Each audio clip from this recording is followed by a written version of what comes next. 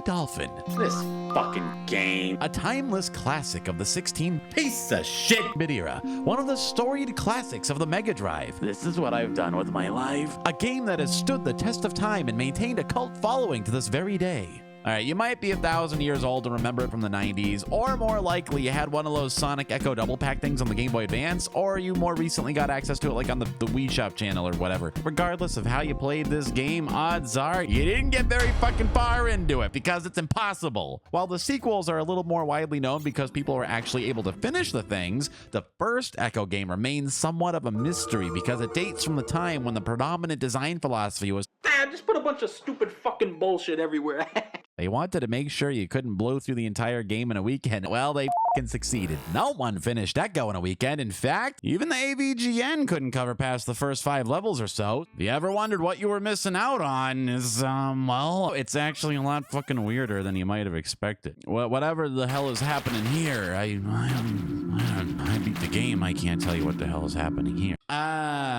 That's where I come in. I was really surprised to see how many people were haunted by the lack of access to the rest of the game's plot. So here is a succinct overview of all the hidden content in Ecco the Dolphin. Well, first, there was your first taste of genuine fear. Congratulations, kid. Welcome to hell. Next, and this is probably as far as most people's knowledge of the game's story extends, you can meet this orca. You talk to the orca, even though it was a full 2 decades before it was even technologically feasible to do so. Look at where we are now. The orca tells you that your first plot objective is to seek out the Big Blue, whose wisdom may help you find out what happened to your family. After this, there's that king bastard of an octopus level.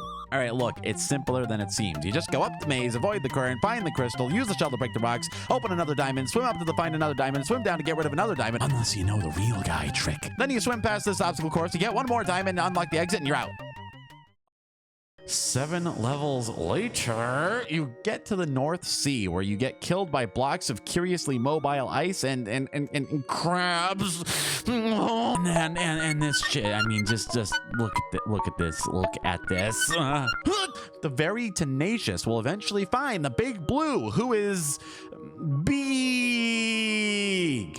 Now, to be honest, this might be a record for the biggest multi-screen NPC who doesn't turn out to be a boss in video game history. It's pretty sweet, actually. Apparently, this sprite art was inspired by a dream. Now, it's strongly implied that he's come north to die, so the Big Blue uses the last of his strength to tell you that he doesn't know what the storms are, other than that they recur every few centuries. But he knows a rumor of an older, wiser creature who may know. So the next quest is to find the Asterite, and whoa, just 2 levels later, more if you're playing the Sega CD version, you dive deep and meet the Asterite. It's a big DNA double helix guy, but he reveals that he can't help you yet because he's missing a ball.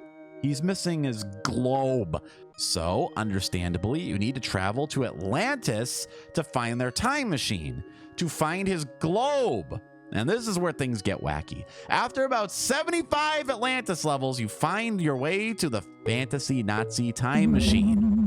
The time machine here was actually inspired by the novel Lightning by Dean Koontz, in which the Nazis invent a time machine and a guy hijacks it to stalk his crush. And anyway, yeah, Nazi time machine. So you find the Nazi time machine and use it to travel to pterodactyl times, 65 million years ago, a time just prior to the KT extinction event. Originally, there was supposed to be a story element about Echo encountering his ancient land-dwelling ancestors and inadvertently inspiring them to escape to the sea. But since they ran out of time, they just sort of stuck it in as an Easter egg. Also, for some reason, the trilobites are the most dangerous enemy in the entire game. So after 75 levels with the same music playing, you finally find the Asterite. But guess what? He hates you now. In the most counterintuitive boss fight in history, you have to steal his globe. That causes you to go back to the present day for some reason. So you return the Asterite's missing globe, and he gives you the power of his globe.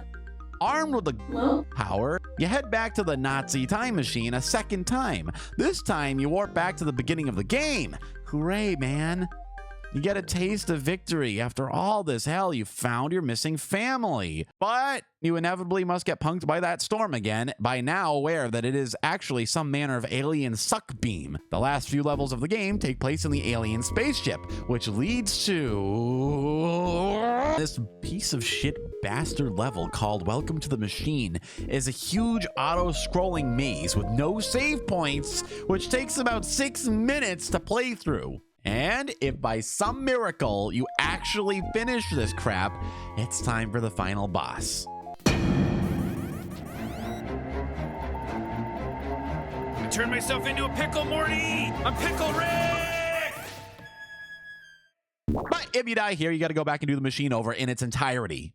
So you kill the pickle, then one and all escape down the tube, and all is well again with the ocean. One of the dolphins starts yelling names at you, no doubt a stress response to being abducted and almost eaten.